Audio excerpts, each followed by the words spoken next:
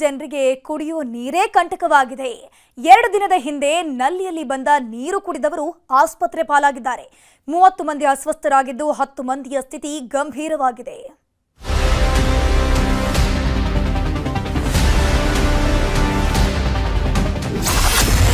ಮೂವತ್ತಕ್ಕೂ ಹೆಚ್ಚು ಮಂದಿಗೆ ವಿಷವಾಯಿತು ಜೀವಜಲ.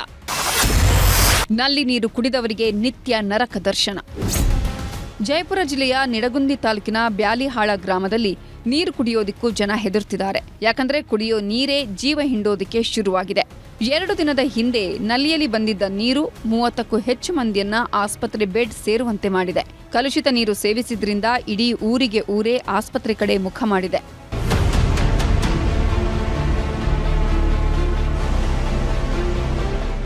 ಈ ಊರಲ್ಲಿ ಶುದ್ಧ ಕುಡಿಯುವ ನೀರಿನ ಘಟಕಗಳು ಬಂದ್ ಆಗಿ ಅದೆಷ್ಟೋ ವರ್ಷಗಳಾಗಿವೆ. ಹೀಗಾಗಿ ಹಳ್ಳದ ನೀರನ್ನೇ ಬೋರ್ವೆಲ್ ಮೂಲಕ ಮನೆ ಮನೆಗೂ ಸರಬರಾಜು ಮಾಡ್ತಿದ್ರು.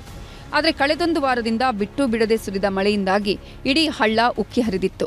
ಇದರ ಪರಿಣಾಮ ಗ್ರಾಮದ ಚರಂಡಿ ನೀರೆಲ್ಲ ಹಳ್ಳದ ನೀರಿನ ಜೊತೆ ಸೇರ್ಕೊಂಡಿತ್ತು.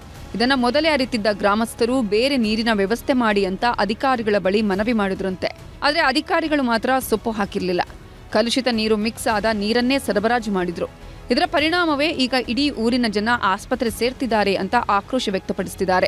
ಮೊದಲ ಮಡದ ನೀರು ಕುಡಿದ್ರಿ, ಆ ನೀರು ಬಂದ್ ಮಾಡ್ರಿ, ಮನೆ ನಳ ಮಟ್ಟ ಅವೇ ನೀರು ಕುಡಿಯಾಕತ್ತೀವಿ ಸರ್. ನೀರು ಕುಡಿಯಾಕ ಬರತ್ತೆ ಅಲ್ಲ, ಮನೆ ಮನೆ ಬರ್ತಾವ್ರಿ, ಮನೆ ಬರ್ತಾವ್ರಿ ಅವೇ ನೀರು. ಹ್ಞೂ ರೀ, ಮನೆಯಲ್ಲಿ ಎಲ್ಲ ನಳ ಆಗ್ಯಾವ್ರಿ. ಪಂಚಾಯತ್ ಕೇಳಿದ್ರೇನ್ರಿ? ಕೇಳ್ಯಾರ್ರಿ ಮಳೆಗಳೆಲ್ಲ. ಅವ್ರೇನು ಬಂದ್ ವ್ಯವಸ್ಥೆ ಮಾಡ್ತೀವಿ ಹೇಳ್ಯಾರ ಸರ್.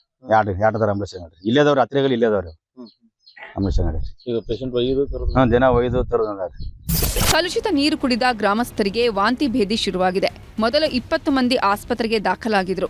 ನಂತರ ಮತ್ತೆ 10ಕ್ಕೂ ಹೆಚ್ಚು ಮಂದಿ ಹಾಸಿಗೆ ಹಿಡಿದಿದ್ದಾರೆ. ಇದರಲ್ಲಿ 10 ಮಂದಿ ಸ್ಥಿತಿ ಗಂಭೀರವಾಗಿದ್ದು ಬಾಗಲಕೋಟೆ ಹಾಗೂ ವಿಜಯಪುರದ ಖಾಸಗಿ ಜಿಲ್ಲಾಸ್ಪತ್ರೆಗಳಲ್ಲಿ ಚಿಕಿತ್ಸೆ ನೀಡುತ್ತಿದ್ದಾರೆ.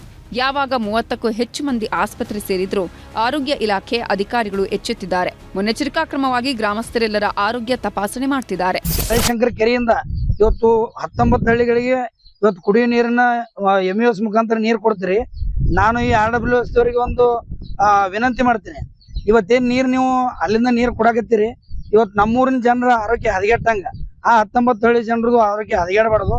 ಅದನ್ನ ಒಂದು ಕೆರೆ ನೀರನ್ನ ಸ್ವಚ್ಛ ಮಾಡಿ ಮತ್ತು ಹೊಸ ನೀರು ಬಿಟ್ಟು ಶುದ್ಧವಾದ ನೀರು ಕೊಡ್ಬೇಕಂತೇಳಿ ನಾನು ಈ ಮೂಲಕ ಆಗ್ರಹಪಡಿಸ್ತೇನೆ. ಒಟ್ನಲ್ಲಿ ಗ್ರಾಮ ಪಂಚಾಯಿತಿಯವರ ದಿವ್ಯ ನಿರ್ಲಕ್ಷ್ಯಕ್ಕೆ ಇಡೀ ಊರಿನ ಜನ ಪರಿತಪಿಸುತ್ತಿದ್ದಾರೆ. ಇನ್ನಾದರೂ ಇವರ ಕುಡಿಯೋ ನೀರಿನ ಸಂಕಷ್ಟಕ್ಕೆ ಮುಕ್ತಿ ಕಾಣಿಸ್ತಾರಾ ಕಾದು ನೋಡಬೇಕು. ಗುರುರಾಜ್, ನ್ಯೂಸ್ 18 ವಿಜಯಪುರ.